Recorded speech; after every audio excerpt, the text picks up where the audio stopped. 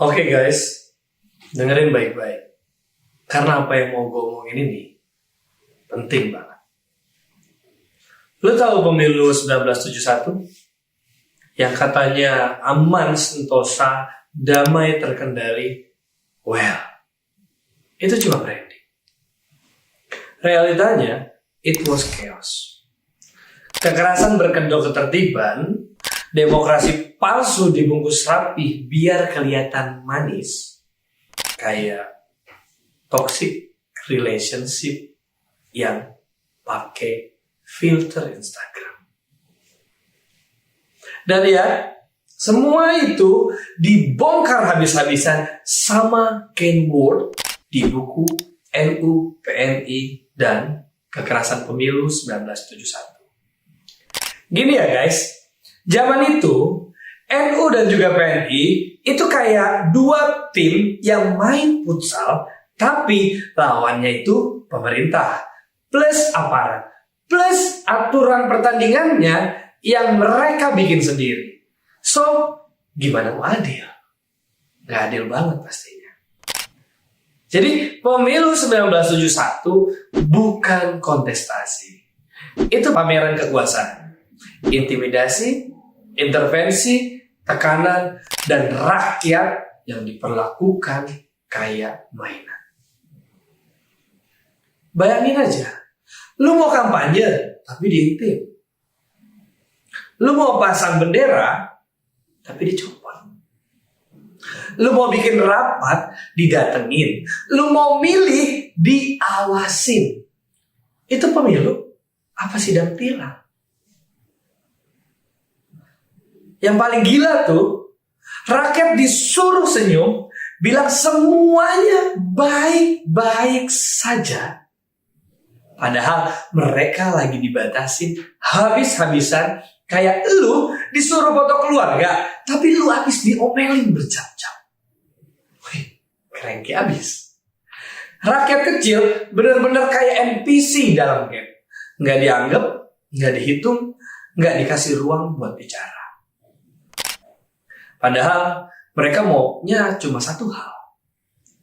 Kebebasan memilih. Hak paling dasar dalam demokrasi. Tapi apa yang mereka dapat? Tekanan, takut, ancaman sosial, dan segudang drama politik yang lebih gelap daripada dark mode handphone lu. Sekarang lu mungkin mikir, Kak, itu kan dulu. Kita tuh generasi TikTok, generasi digital, generasi bebas, generasi dari siapa yang gak tahu bebasnya dari siapa dulu nih. Masalahnya pola-pola di 1971 itu tuh kayak virus, man. Dia mutasi, dia muncul lagi dalam bentuk yang baru.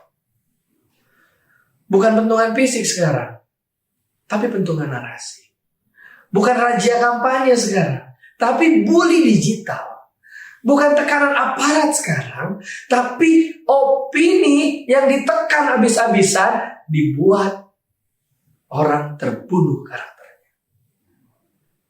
Kalau lu gak sadar, lu bisa jadi korban tanpa lu sadari, men. Ngeri, coy. Jadi jangan deh anti historis, gak usah sok move on.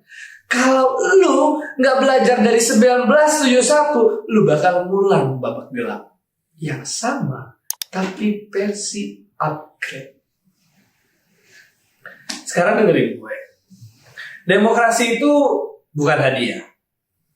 Demokrasi itu hasil perlawanan. NU dan juga PNI dulu berdiri tegak sebagai tembok terakhir rakyat kecil.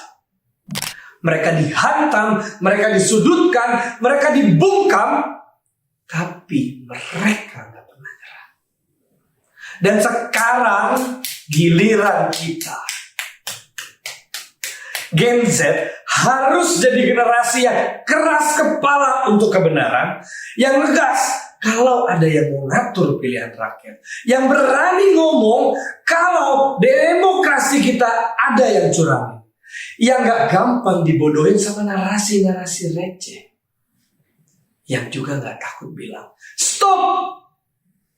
Kita bukan generasi yang bisa kau hipnotis kayak 1971. Karena kalau demokrasi kita mati, yang paling kena dampaknya itu bukan elitnya, tapi lo, gue, kita, rakyat biasa. So guys, 1971 bukan kenangan. Itu warning. Warning bahwa negara bisa salah. Warning bahwa kekuasaan bisa gelap. Warning bahwa rakyat bisa dikorbankan tanpa bersalah. Warning bahwa demokrasi juga bisa rapuh. Dan kita, generasi yang harus jaga.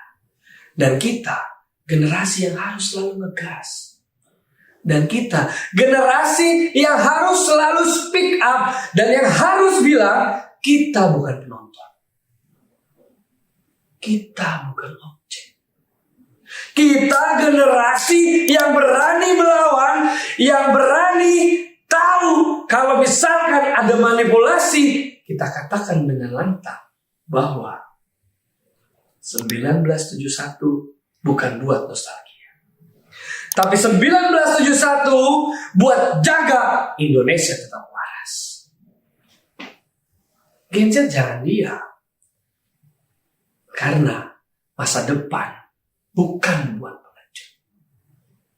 Tapi masa depan buat mereka yang berani.